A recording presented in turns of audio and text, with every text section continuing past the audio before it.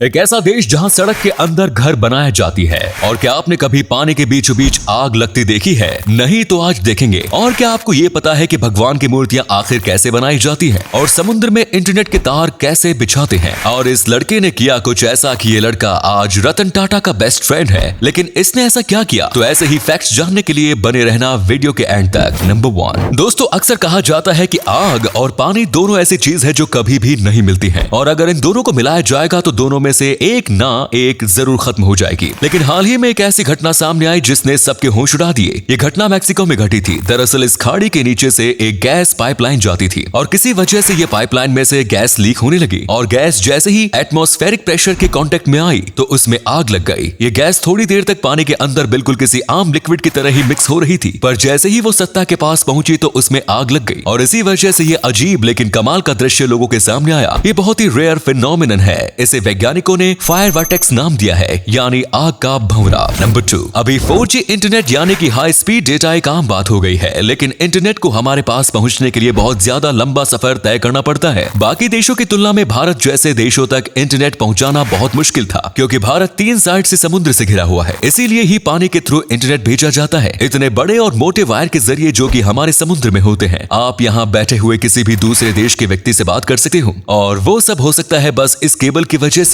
और इस केबल को लगाने के लिए बहुत बड़े बड़े शिप्स और मशीन का इस्तेमाल भी किया जाता है। ये शिप एक दिन में 200 या 300 किलोमीटर जितना बड़ा केबल पानी में बिछा देती है। ये शिप अपने साथ एक वक्त में 1000 किलोमीटर जितना वायर लेके ट्रैवल कर सकती है, और बस इसी मशीन की वजह से ये लगाना आसान हो गया है। पहले इंसानों को सारा काम करना पड़ता है केबल लगाने का, पर अब सारा काम ये शिप ही कर देती है। नंबर 3 दोस्तों, साल में कई ऐसे त्योहार आते हैं जिसमें हम बड़े ही प्यार से देवी देवताओं की मूर्तियों को लेकर आते हैं। आप पैसे देकर मूर्तियों को ले तो आते हो, पर शायद आप ये बात नहीं जानते होंगे कि मूर्तियों को बनाने में कितनी ज्यादा मेहनत लगती है। आमतौर पर मूर्तियां 2 प्रकार की होती है, एक मिट्टी की मूर्ति और एक पत्थर की मूर्ति। मिट्टी की मूर्ति त्योहारों के लिए होती है ताकि त्योहार खत्म होने के बाद उनका विसर्जन कर सके, और पत्थर की मूर्ति मंदिरों में पूजा करने के लिए बनवाई जाती है। मिट्टी की मूर्ति को बनाने के लिए पहले लकड़ी का फ्रेम बनाया जाता है और उसमें फिर भूसों से आकार दिया जाता है, और उसके बाद उन मूर्तियों के ऊपर मिट्टी की परत चढ़ाई जाती है, जिससे मूर्ति सख्त होती है और मिट्टी में ही मूर्तियों का शेप दिया जाता है। जिसके बाद उस मिट्टी की मूर्त को कलर कर लिया जाता है और उससे कई अलग अलग रंग के कपड़े और आभूषण पहनाए जाते हैं। एक मूर्ति बनाने में कलाकार को 7 से 10 दिन का समय लगता है। नंबर 4, अगर आप अच्छा काम करोगे तो बदले में आपको इनाम भी अच्छा ही मिलेगा।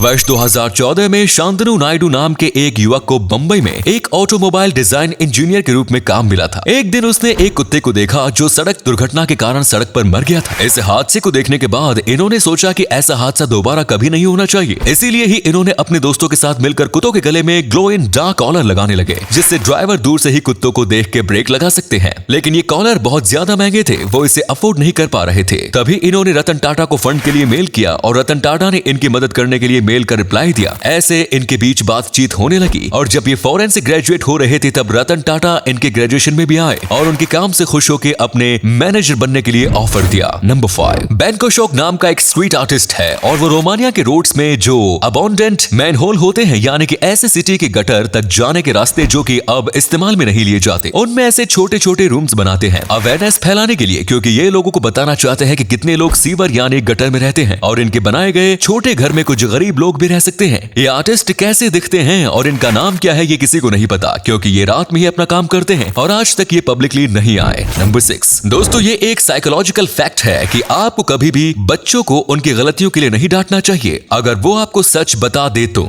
यानी कि अगर बच्चे ने कोई गलती की है और उसने आपको बता दिया कि उसने ये गलती की है, और उसके बाद आप उसे अगर डांटते हो तो वो बहुत ही ज्यादा गलत है, क्योंकि इससे बच्चे को झूठ बोलने की आदत लग जाएगी। और आपको तो पता ही होगा कि एक बार भी अगर झूठ बोलने जैसी खतरनाक आदत अगर किसी को लग जाती है तो जिंदगी भर इस आदत को वो नहीं छोड़ पाता। और झूठ बोलना कितना ज्यादा गलत है ये तो आप भी जानते होंगे। तो अगले फैक्ट पर जाने से पहले इस फोटो को ध्यान से देखिए और कमेंट्स में बताइए कि आपको क्या लगता है कि इनमें से कौन सा व्यक्ति मर गया है। इससे पता लगेगा आपका दिमाग और आपकी आंखें कितनी तेज है। आपको मिलते हैं 5 सेकंड।